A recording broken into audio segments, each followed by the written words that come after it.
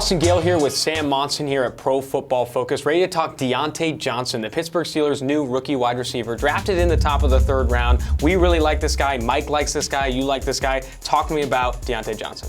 Yeah, when you're going through his tape, I think he turns defensive backs around completely the wrong direction more than any other wide receiver you will see looking through for this draft. He's an incredible route runner. His measurables weren't fantastic, but he just knows how to set up defenders, how to get them away from him, how to get separation. And in today's NFL, it's becoming more and more clear that just being able to separate is the single most important thing you can possibly be searching for when you're looking for wide receivers. Absolutely. This guy can separate on any route in the route tree. Very good, short area quickness, has all of the tools, and it's where the NFL is going. Like you said, Marquise Brown, first wide receiver selected. Andy Isabella going higher than people thought. AJ Brown's a great separator. It's no more of these big contested catch guys. It's no more of this prototype. It's the smaller guys that can create separation and win routes like Diontae Johnson can. Moving forward, he's a small guy, and therefore some people don't immediately jump to him being a red zone threat. But this guy can create separation in the red zone with that limited space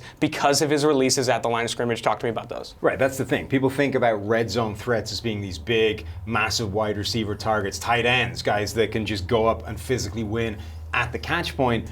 But in the red zone, separation is important as well. If you're able to separate and you're able to shift defensive backs and just make them lose where you are, you're going to get open. And in the red zone, those targets tend to be smaller. That separation is, if anything, more important. There are different ways of being a red zone target. He's got a two-play sequence against Miami in his tape where he makes an incredible, diving, toe tap kind of catch on the sideline to score, and then converts the two-point play by just hitting his guy with a double move, losing him by 5 yards in the side of the end zone. Quarterback has an easy pass to deliver. That's being a red zone target without being 6'3", 220 pounds, and just able to go up and dominate guys on an end zone fade. Absolutely, and I'm glad you brought that game up. It's the game that drew me to look more into his numbers in the red zone. Very high receiving grade in the red zone. Very first down, touchdown percentage in terms of first downs or touchdowns per reception. And he did it with Logan Woodside, AAF standout. When he had that quarterback play just a little bit above expectation, he played a lot better in 2017.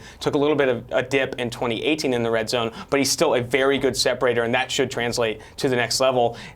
Speaking of translating, his short area quickness, his ability to separate on routes also helps him after the catch. He's one of the better receivers after the catch. His forced missed tackles, and when he creates separation, he's able to turn those into big plays. Yeah, Mike Renner compared him to Antonio Brown, which is really fitting because he's ultimately replacing Antonio Brown within that Pittsburgh Steelers offense. But it's also really fitting because you look at his athletic profile, and it's not impressive. He wasn't a guy who even ran particularly fast, even had amazing agility drills, the three-cone, the short shuttle. Those weren't where you might have expected them to be watching his tape. But like Antonio Brown, he's just got this amazing way of moving in these quick, sharp movements that immediately get him separation. They lose defenders after the catch as well. It's the same skill set.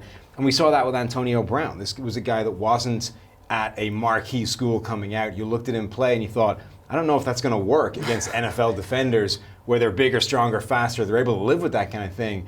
But it did. Antonio Brown has been doing that all the way through his NFL career as well. I think you see the same kind of thing with Diontae Johnson. You look at it and you say, I don't know that he's an amazing athlete, but it doesn't matter. He's able to shake guys after the catch. He's able to shake them before the catch. Plays very similar to Antonio Brown, able to create like Antonio Brown, but filling his shoes might be tough. With the Pittsburgh's current situation, you expect Juju Smith-Schuster to take a lot of those targets on. But outside of him, James Washington, Eli Rogers, Ryan Switzer, you don't really Dante Moncrief, Dante Moncrief. You don't see those guys taking snaps away from a Diontae Johnson because he can separate. How do you see Diontae Johnson fitting into that Pittsburgh offense? I think the opportunity is there. That's the biggest thing, right? Juju Smith-Schuster is obviously going to step into the number one role. He'll be the guy that most of the targets are going towards. They still have some tight ends, some running backs that can eat up some of those target shares. But after that, it's going to be this real competition between James Washington and Johnson to take that sort of secondary target role, the role that Juju Smith-Schuster had himself